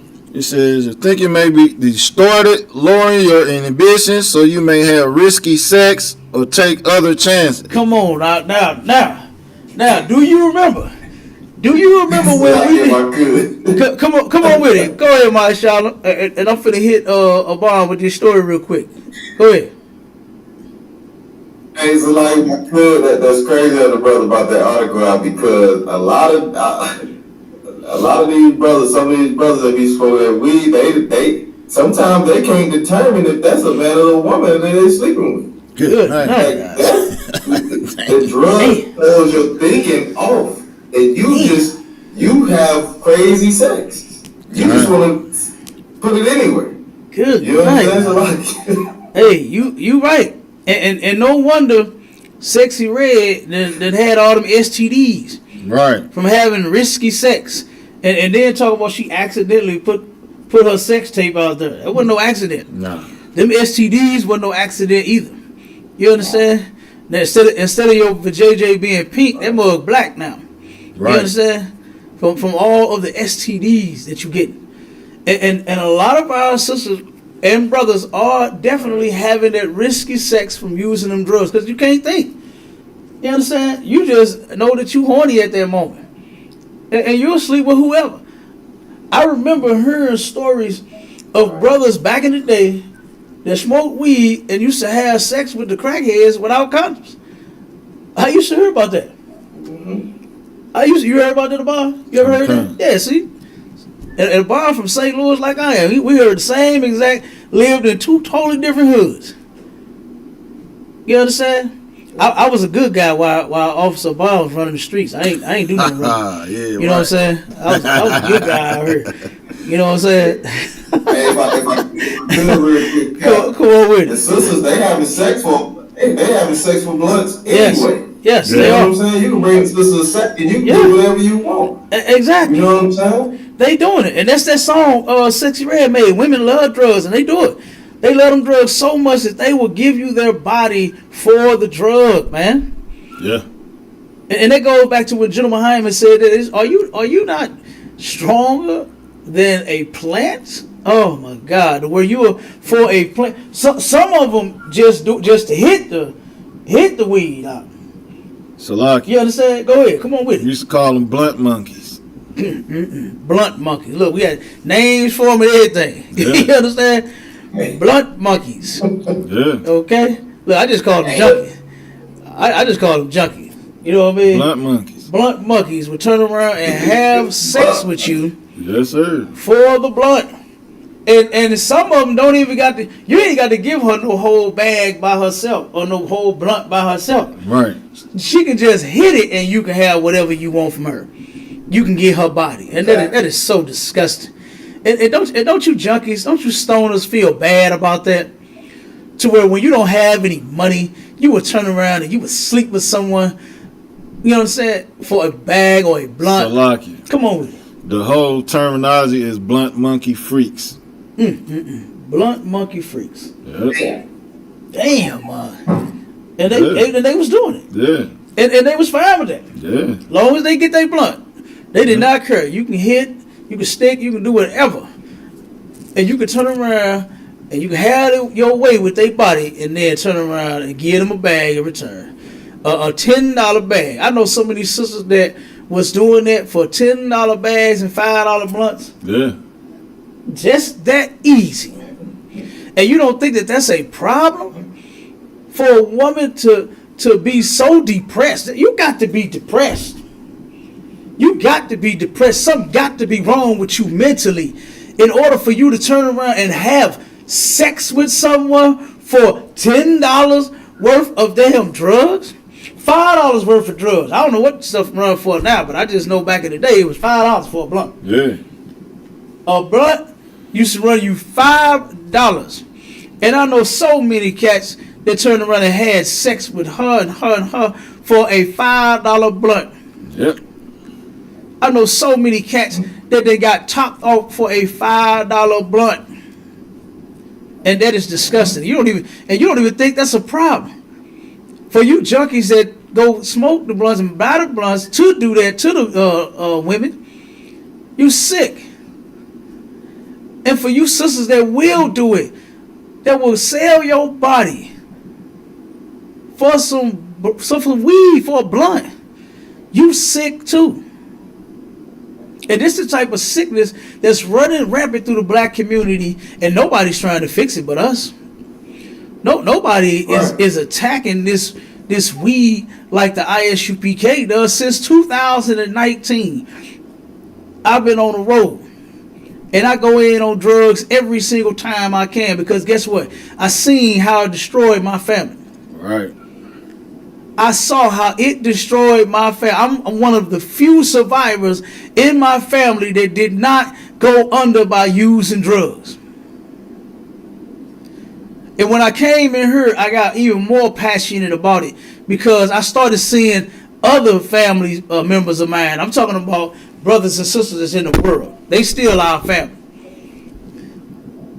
They still family. And I'm looking at how the community is being destroyed. Do you remember that when we did the interviews for the drug lecture? And that little light-skinned sister that you pointed out that I interviewed, that you knew, and all them cats on the bus stop? Officer Bond, he filming while I'm asking the questions. And when he got done, one of the sisters couldn't even answer none of the questions I was asking her about the weed. Do you know what she kept saying? She kept saying, I asked her a question about, you smoke weed? And her answer was, niggas and bitches ain't shit. And then I said, I'm telling you, she was just that high right then and there. Off weed. So I said, okay, what do you think about the weed? Whatever question I'm asking her, right? I don't forgot now, but I turned the mic to her again. Niggas and bitches ain't shit. I'm like, okay, try it one more time. Niggas and bitches ain't shit. She kept saying that. And Officer Bond, he know her, and he know them other little guys that was on the bus. He said, Cap, he said, all them little guys gives that girl weed to have sex with them. All of them. He said, women too. Wasn't women sleeping with her too? That's why she was saying what she was saying. The niggas and bitches ain't shit. Men and women ain't shit. She kept saying that. Why? Because men, and she was like 18, 19? Man, beautiful little girl, man. I thought about one of my daughters. She reminded me of one of my little daughters, man. Pretty little girl. But out here getting used and ran through for some weed. Everybody's taking advantage of her body because probably, I'm pretty sure, had I got to the store and asked her, you understand, did somebody else take advantage of her body? I'm sure it would have been yes. And that's what got her out there. She's depressed. And to try to cope with her depression, she's letting people run trains on her. She's letting a whole bunch of men have sex with her. She's letting a whole bunch of women have sex with her in exchange for some weed to try to get over her depression. You understand? Hand me the thing while you go to the bathroom. Dang, that's crazy. So I'm gonna keep reading. Yeah. So I was like, man, like that broke my heart, brother. You understand? That broke my heart. One of the other sisters that she started smoking weed. You understand? This was one of my drug lectures. She had started smoking weed with her man. Her man was a big time drug dealer, and of course he had all the work. And so they were smoking weed together. And then I think she said he got locked up, and she had to take over. And she took over, all right, and started using the dope she's supposed to be selling. And now she's out on the street. She's on the stroll. She's on the stroll selling her body. You understand? And it started, she said, weed just wasn't getting her high no more. So she had to take it up. She had to take it up a notch. And she took it up a notch, and she ain't been back since. She ain't been back since. She's on this corner. She's right now, around the corner. Up the street and around the corner from our school. She's out there selling her body. That's what she's doing. So she's encountering all types of men all day long, man. Good damn night. Like her body means nothing to her anymore. Everyone has it. A lot of our sisters, man, that talk about the women that sell their body on the corners like that, but you selling yours in your mama house or your apartment, your Section 8 apartment for a bag of weed. Like, what's the difference? What's the difference in a rock of crack and a bag of weed? What is the difference? You're still a junkie. You're still a junkie. And that sister, it was another one that we interviewed. She said the same thing. She out there on that boy. She out there on that crack. She out there. She smoked weed. She an alcoholic and everything else. And she turned around and her thing was that first thing she had said to me when I started asking her our questions was, you remember that one about? Loud, up to water word. I look, this one almost brought me to tears for real. You understand? This sister said that she gets raped up her behind out there. Am I lying about it? Sir. I'm not lying. It's so. I think did we put that part on the video? I think so. I think we did. I'm not sure if we did or didn't. You understand? But this sister says she gets raped up the buttocks out there on the stroll. And I said, that you do? She said, oh, I get raped all the time. Like it was nothing. Wasn't it about? She said, oh yeah, all the time. It's like it was nothing. Like it was nothing to her. Was she about 23, 24? Yeah, she was young. Yeah, like 24. She was young. She was young as hell. And you could tell she used to be a pretty little girl. All them sisters that's out there, man, you could tell they used to be pretty. You know? The first one that we interviewed, you understand, you could tell she used to be a beautiful little girl. You know? The other, remember the one that the church used over there on Clara?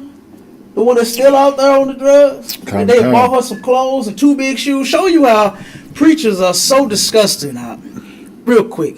Right. I know I'm switching topic, but I just thought about this. But that one, let me finish first. That one sister that claimed to get raped. When I asked her, I said, are you ready to get off of these streets? She said no. That right there, when she said that, I damn near started crying, brother, for that sister. Cause I'm like, damn, you out here doing dirt ball bad. You have absolutely nothing. She talked about how her family, she lost her whole family and everybody and everything. And then it still is not ready to get off them drugs, man. I said, wow. You know, but there was another sister that we interviewed. She was out there, how long, 23 years out? She said she been smoking crack for about 23 years. Lost her kids don't deal with her, all types of stuff. We turned around, and of course, Commander Junior Hanna shout out help to all of them brothers and sisters. Remember the one brother that couldn't answer no questions either? Right. He started talking about everything but we was asking, but man, yeah, you know, I'm sitting around, my brother, man, was telling him that, you know, we got to turn around and make this money, man. We got to do this, man. He was talking about all kind of stuff. And that brother, to this day, he's still out there on these streets, homeless as hell, with a buggy full of all of his belongings, talk to himself, just sits in front of the Dollar General. Just sits in front of the, Family Dollar. just sits there, and he be talking to folks. Sometimes he'll say hi. He know who I am, boy. He speak to me all the time. I speak to him, you know what I'm saying? But he ain't, he ain't right in his mind, man. Them drugs, boy. Them drugs, all of them drugs tear our minds up, man. Weed does it too.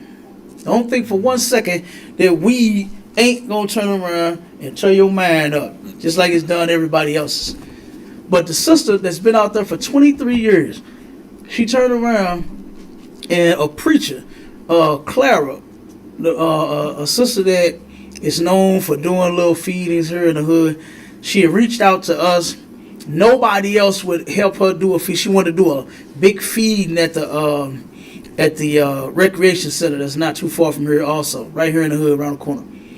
And she reached out to us, and we were the only ones that would help her. The New Black Panthers wouldn't. The Christian Church wouldn't. Nobody would get involved and help this sister. And we did it, and it was pretty big, wasn't it, Bob? We did it twice until they shut us down for the COVID. You know what I'm saying? And they ain't opened back the doors to let us back in, you know what I'm saying, so we can do it some more. So, and those turned out really well. You understand? To where we fed a whole bunch of people. We had like 12 tables full of giveaway stuff, man, all kinds of shoes, clothes. They took all of that. Yep. We had plenty of food. They ate all of that. You understand? Man, we threw down in there. You understand? We threw down in there, and it was big. Now the sister turned around, and once the church that rejected her started hearing about how popular it was with us doing it, and then check this out. How the haters all around started saying they taking over your thing. Now you didn't want to help her, but then she coming to me saying they saying y'all taking over my thing. I said, how you feel about it? She said, I don't care. I said, oh well, fuck them. You understand? Let them talk. You understand? Because we was making the flyer. She didn't know how to make none. She didn't have a way to make none. We rented the building. She didn't have the money to rent the building. You understand? We did it.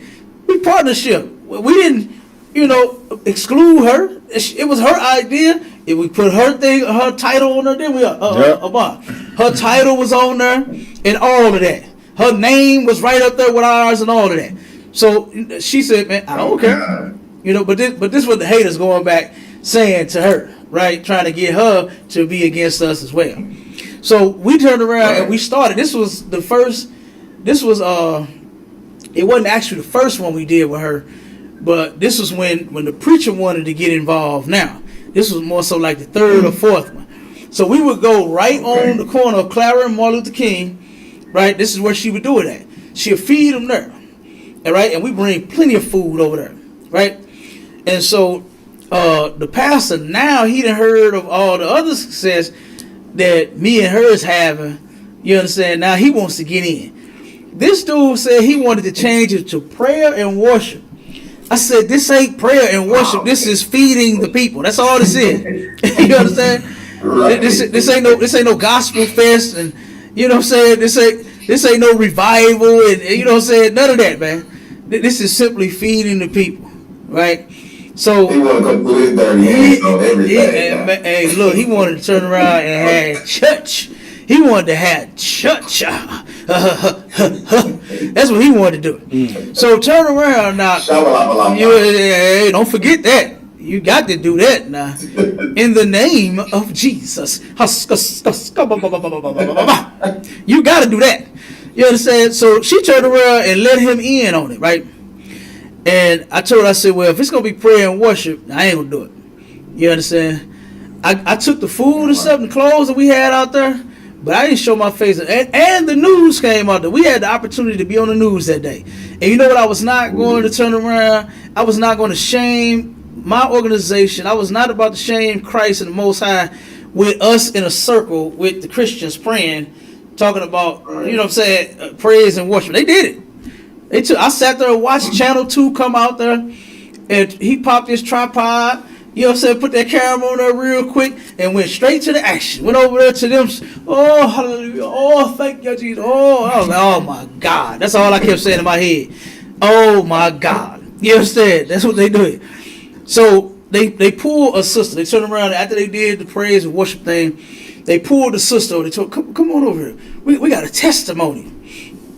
This was shortly after we did our drug lecture, to where now they got this sister, right? Remember the one that was on 23 years out there smoking and all that, lost her kids and everything. Now all of a sudden, yeah, I done found Jesus and all this and all that. They brought her some new clothes, some 2 big shoes out. They brought her some damn Jordans. It looked, man, she looked like Bozo the Clown by the feet.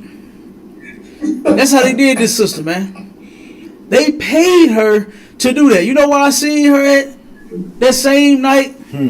Out on the streets. Lying, talking about she found Jesus. She's drug free. She's getting off the drugs. She fine and everything. Hallelujah. Thank you. She put on a show just like the delivered dude. Y'all remember the delivered dude? Yeah. What's his name?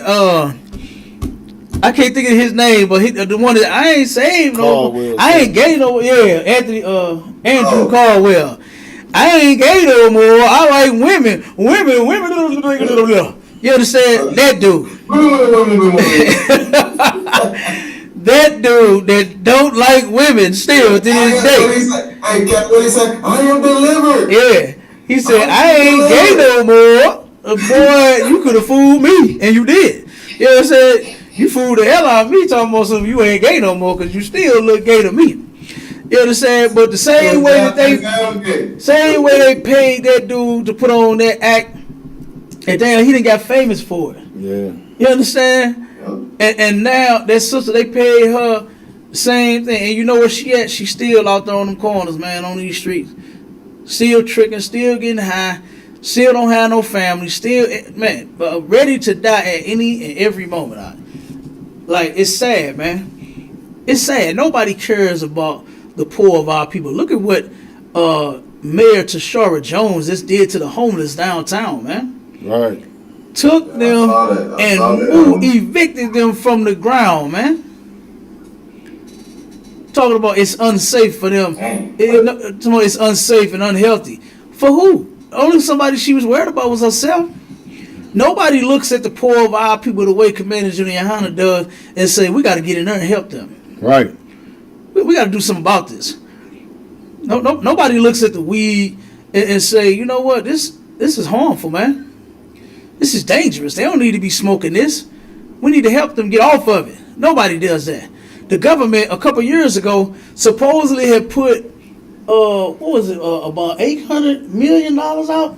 They supposedly had put $800 million in the bank to help Black, Hispanic, and Native Indian people get off of drugs. And guess how many pennies went to that program, went to them Black people getting off them drugs?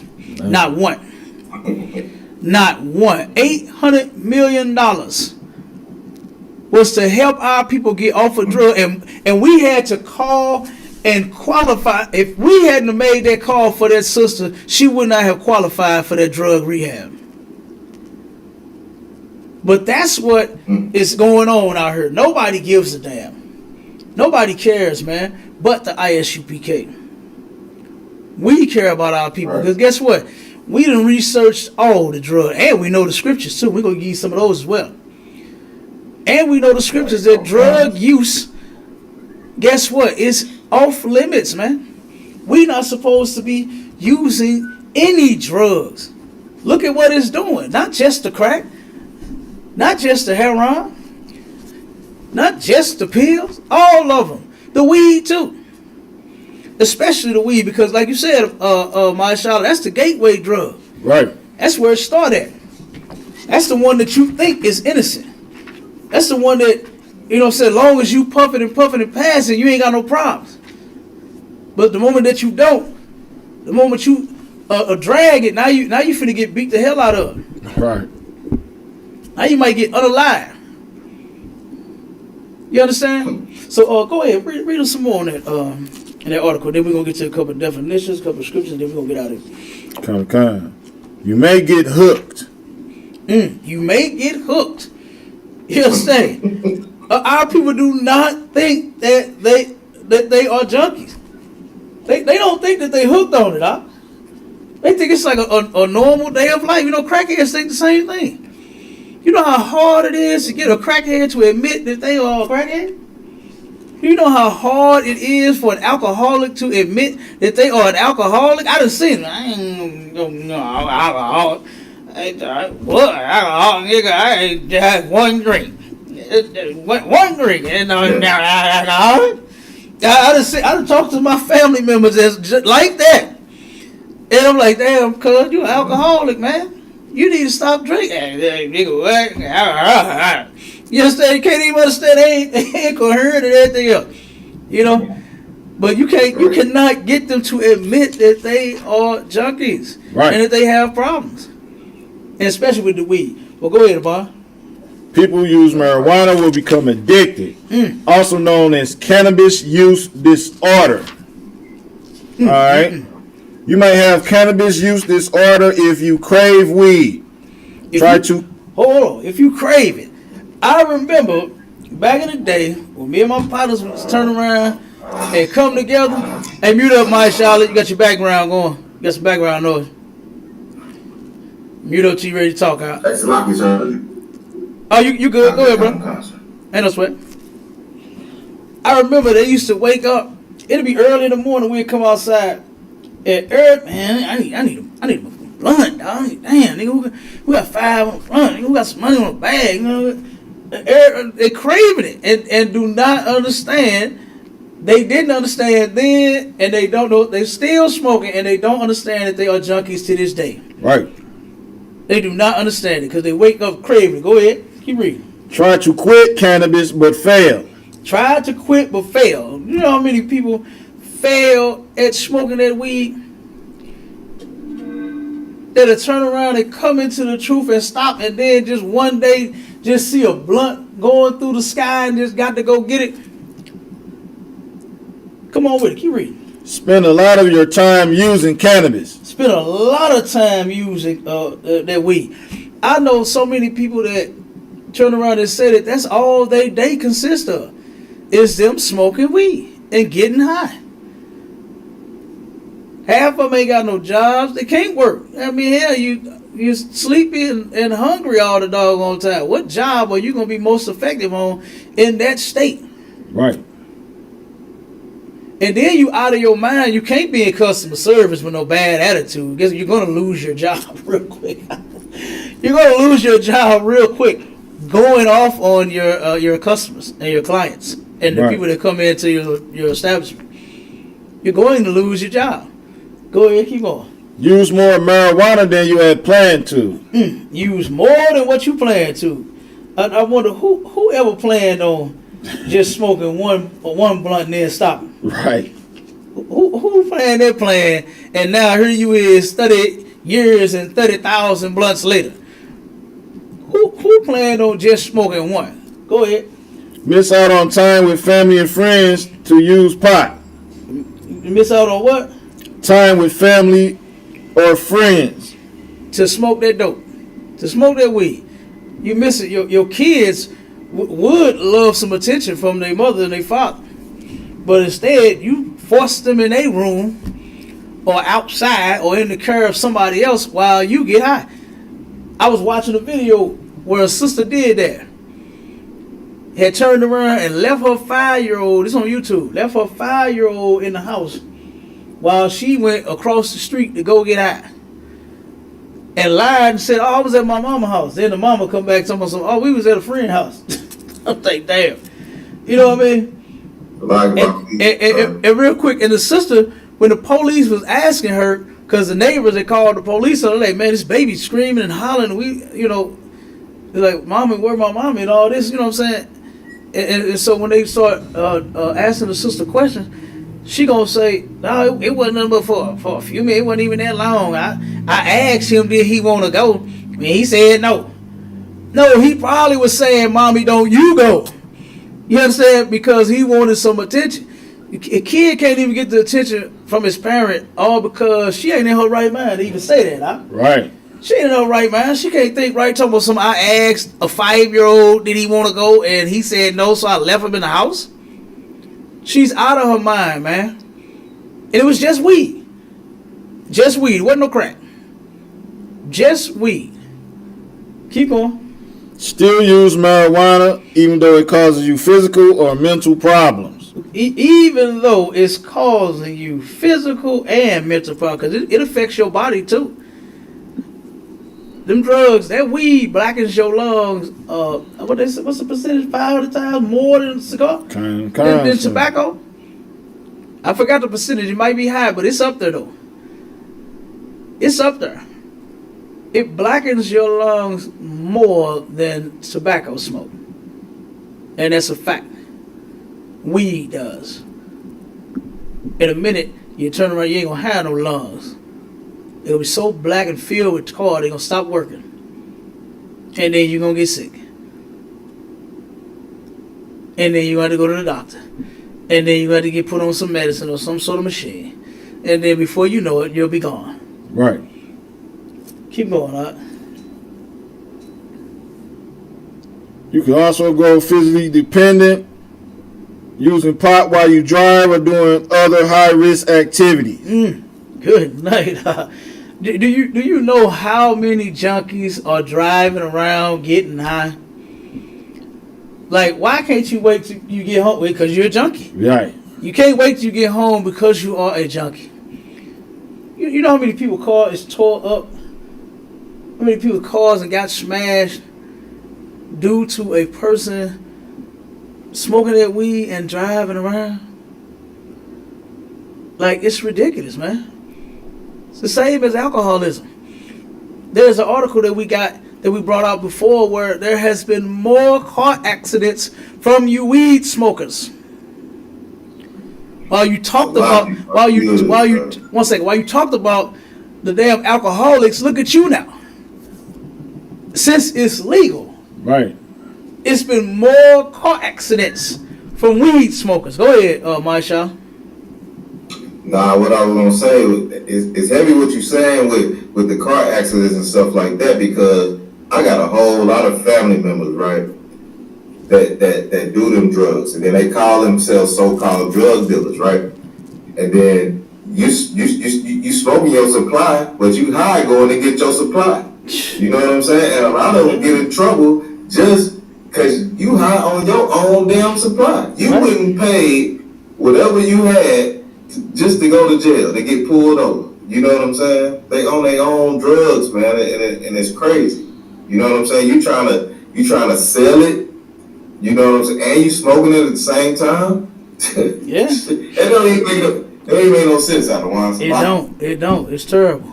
Go ahead, keep reading that. You are physically dependent if you need more weed to get the same high. You are physically dependent if you need more weed. And that's that gate. That's when it open up, boy. That's when it open up, and that's when you start popping them pills. You be on them perks. You be on them mollies. You'll be on them. You'll be on whatever else they got out there. Huh? They be on that lane too, Cap. Yeah, they definitely be on. Too. Yeah, they be on that too.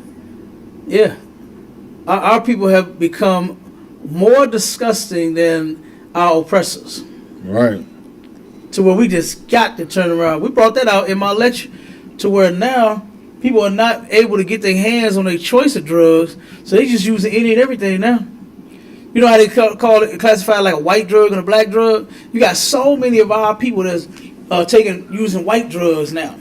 You understand, the things that they consider to be white drugs, when our people don't need to be on none of them. You don't need to be smoking no crack, no meth, no bongs, no hookahs, no blunts, no Phillies, no swishers, no sweets, no weed, no none of that. You don't need to be on none of that, man. Our people don't need to smoke nothing, because all of it is destructive for the black community. Every single blunt, every piece of crack, every whatever, every toot and blow of coke, whatever it is, all of it is destructive. And we don't need none of it. You got some more on that? Just a little bit more. Come on. Have issues with learning, attention, and memory. You could also grow physically dependent on marijuana. Your body could go into withdrawal, leaving you irritable, restless, unable to sleep, and uninterested in eating when you don't use it. Look, now on one hand, it give you the munchies, make you want to eat up everything. Yeah. But then when you can't have it, when you withdrawing from it, now you don't even want to eat. Right. Because your body is craving that dope. It ain't craving no chicken wings. Right. You understand? It don't want no beef Polish. It don't want no steak and potatoes. You understand? That ain't what it want. It don't want no tacos and burritos. What it wants is that weed. It wants a blunt. That's what it want. You understand? That is what it want. Real quick, I want to read this definition, right? To show you how one way. Give me the scripture about I think it's in Ezekiel, it's at 18, where they were smoking to commit the abominations here. Give me that scripture. And then I'm gonna have you go on the Apocrypha too, and give me the one about the herb, what it's for.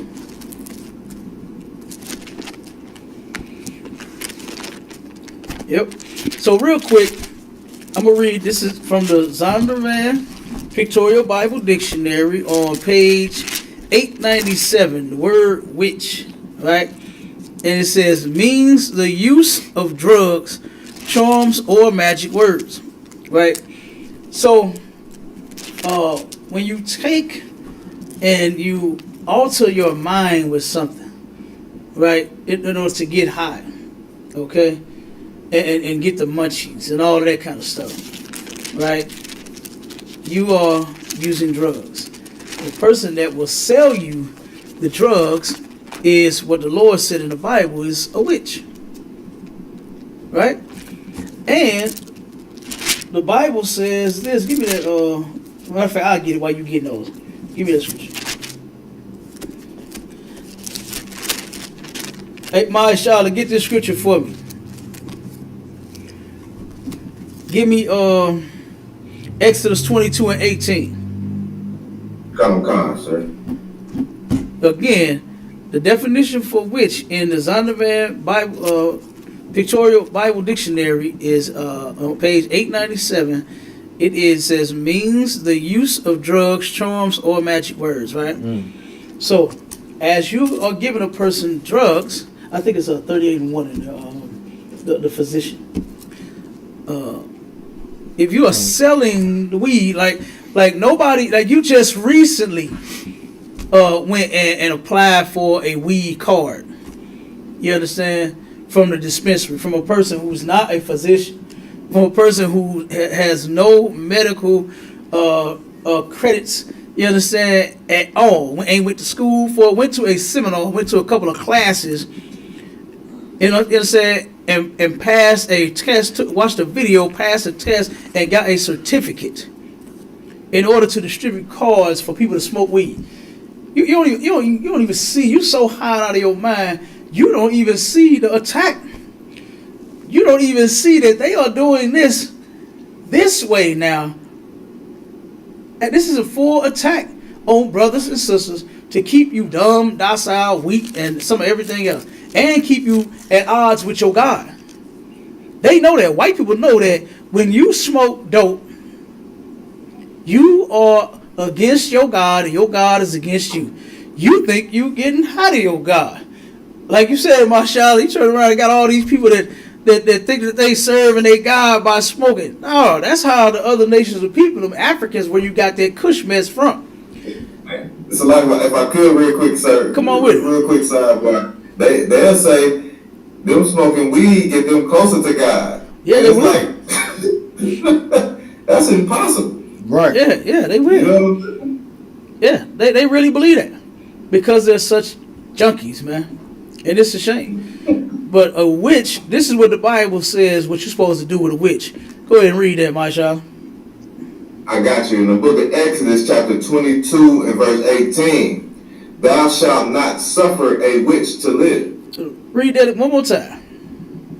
Come on, the book of Exodus, chapter 22 and verse 18, thou shalt not suffer a witch to live. Thou shalt not suffer. That old English word suffer, that means allow. Thou shalt not allow a which to live.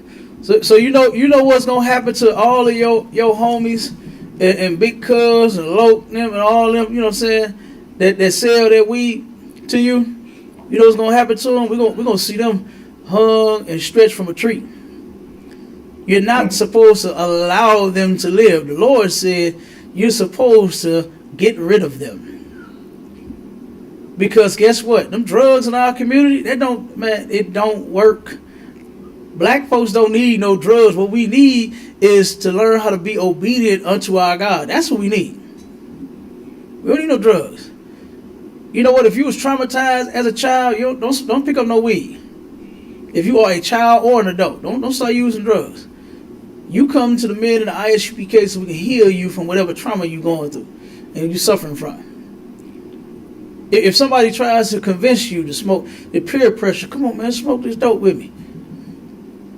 Just say no.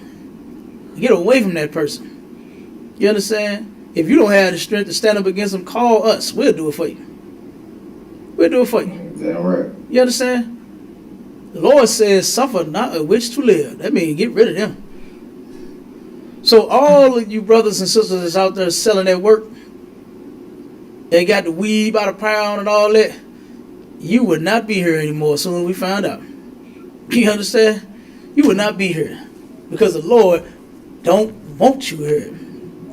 But at this moment, he's suffering. The Bible says he's long suffering. He has us out here trying to tell you the truth, trying to get you in the right state of mind so you can stop doing all of the evil that you're doing. Because the Most High don't want to get rid of you. You don't want to get rid of you, but you leave him with no other choice because you won't stop. You are the one that needs to stop. You are the one that needs to kick in, not God. God done kicked in already a long time ago and gave us his law, statutes, and commandments, boy, and we would be safe. We will be safe. We'll be straight. We'll have it going on. Man, we'll be on top of the world if we obeyed our God, not if we get high and thinking we, up in the clouds. Right. Not that. Give me that scripture that you got. Which one you got? I got Ezekiel and I got. Give me that one in Ezekiel and in the Apocrypha. Give me that, and then we're gonna close with them. Kind, sir. Ezekiel chapter 8, verse 17. Then he said unto me, hast thou seen this, O son of man? Mm-hmm. Is it a light thing to the house of Judah that they commit the abominations? Now, this is what a lot of junkies want to see. A lot of junkies want to see in the scripture where it says, thou shalt not smoke thine blunt. They kill me with it. They are so retarded and don't know and understand the Bible. Everything wasn't written for your liking. Right. But if you wouldn't alter your mind with them drugs and you come and listen to real priests and prophets of God, you just might get to understand them. You stop listening to yourself. What the hell do you know? What kind of knowledge do you have when you can't even fix your problems? Right. But you know it all, right? You can't even get off of a plant. If I could, sir. But you know it all. Come on with it. If I could, like I was in the room, I was in the room with you when we had a bunch of junkies talking about, smoking weed, and the first thing they say is, show me a scripture where it says you cannot smoke weed. That's the first thing they say. Right. Show me a scripture where you say you can't smoke. You are trying to justify your addiction. Yeah. And then you go to a scripture where it say all things are made for meat. That's it don't make no sense out of it don't. It don't make no sense. It don't, and they have no clue. And right here in Ezekiel, we're going to show you the abominations that they commit here. You understand? And you've been committing these abominations for a very long time. You know all about this, right? And it's about to get to it. Keep going, Abon. Kind. For they have filled the land with violence. You filled the land with violence. Like I said, how many puff and pass, how many fights have happened over some weed? How many people have been unalived over a blunt? Because you took too long hitting it and didn't pass it back. or somebody stole some from somebody else, $100 worth of some weed, you done unalive the whole brother or sister. Keep going. And have returned to provoke me to anger. And we done, once again, we done found another reason to return our God to anger and get him mad at us. Keep going. And lo, they put the branch to their nose. And the Bible is filled with symbolics and metaphors. And they put the branch to their nose. This is a metaphor. Nobody. Do you remember that room we was in when they said that they actually was taking leaves off of trees and when they were smelling them? Where is that seeing at? That's the same as taking a damn flower. You understand? People pick flowers and turn around and smell good. You understand? What the hell is wrong? Where is that that's a sin at? If you would just go in your backyard and just pull the damn thing off and just smell it. Like, what? Who said that was a sin? Goofball. That ain't even what that's talking about. Nobody's doing that. Just walking around with leaves from a tree off.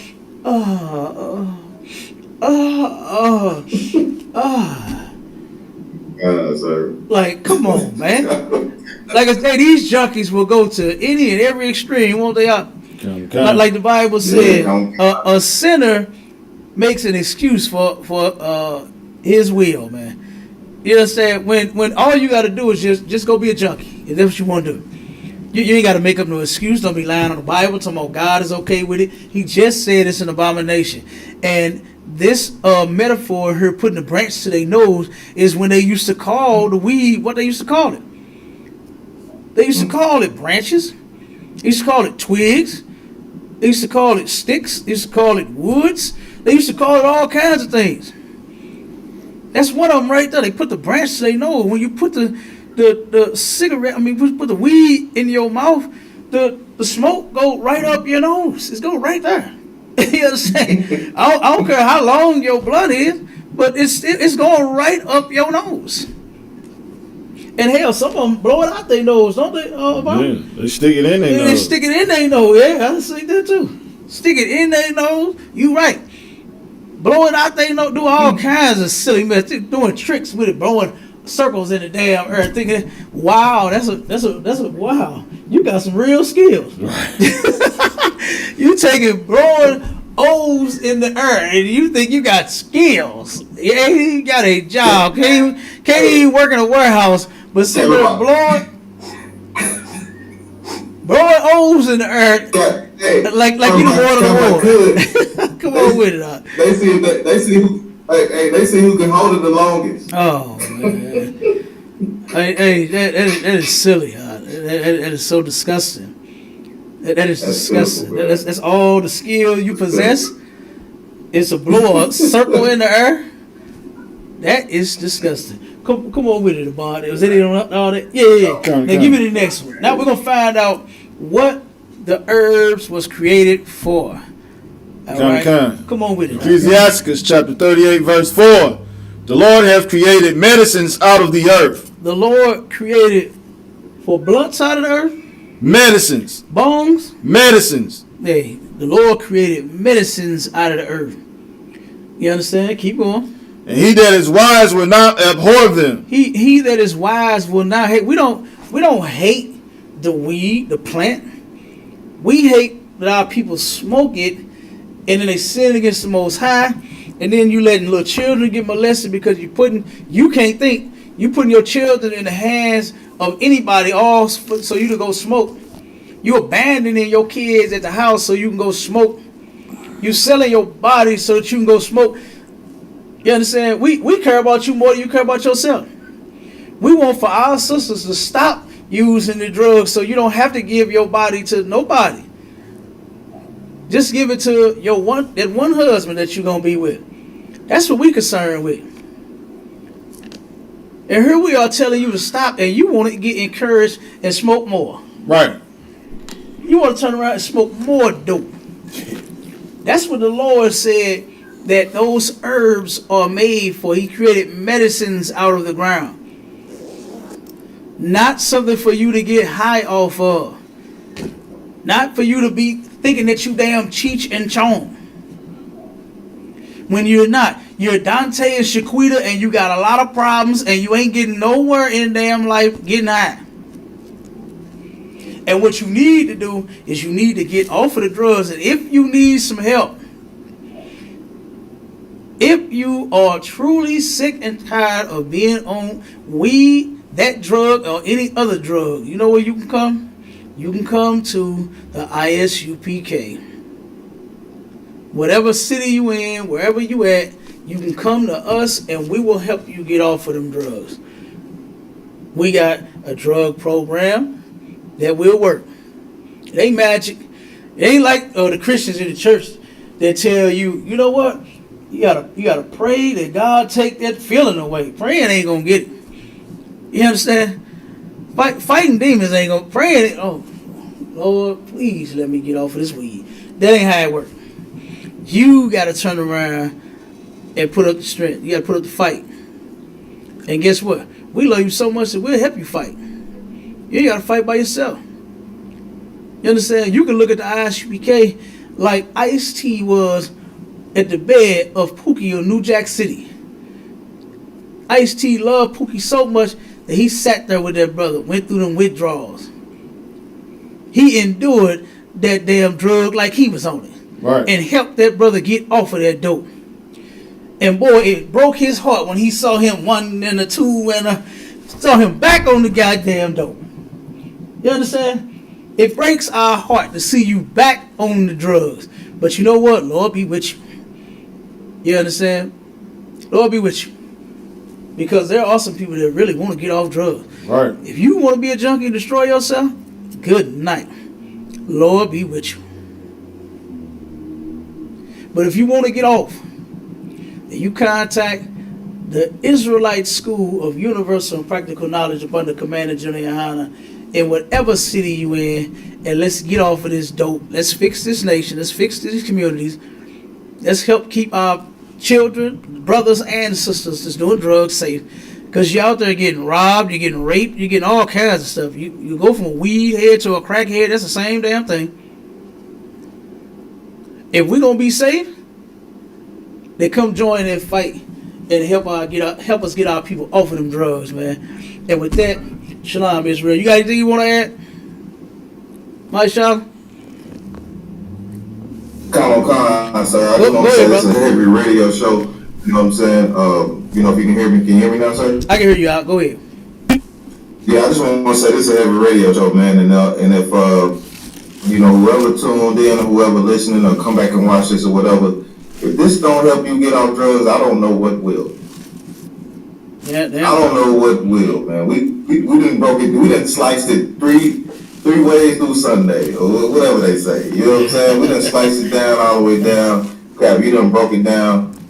Look, man, our people need to get off drugs. That's what's gonna help us, man. Damn right. Doing more drugs did not help us, man. So God say slack you with that, sir. Damn right. Damn right. You got something you want to add upon? Nah, sir. All right. Well, with that, we gone. Shalom Israel at the water. Thank you for everybody that tuned in, man.